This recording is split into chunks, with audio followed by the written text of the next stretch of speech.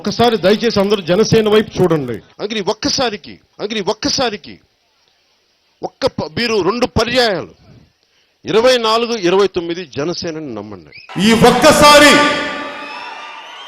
వచ్చే ఎన్నికలకి పెద్దలకి చెప్పండి, ప్రతి ఒక్కరికి జనసేనకి మద్దతు ఇస్తామని చెప్పండి. ఒక్కసారి ఒక్క ఛాన్స్, ఒక్క అవకాశం నా కోసం అడగట్లా, మీ భవిష్యత్తు కోసం అడుగుతున్నాను, మీ బిడ్డల భవిష్యత్తు కోసం అడుగుతున్నాను. ఆలోచించి ఒకసారి ఓటేయండి. అడుక్కున్నాడు, నాకు ఒక్కసారి ఓటేసి గెలిపిరా, ఒక్క ఛాన్స్ అని పవన్ కళ్యాణ్. ఒక్క ఛాన్స్ ఇస్తే ఆడవాళ్ళ తలరాతలు మార్చేస్తా, కనిపించకుండా పోయిన 30,000 మంది ఆడవాళ్ళని తీసుకొచ్చేస్తా.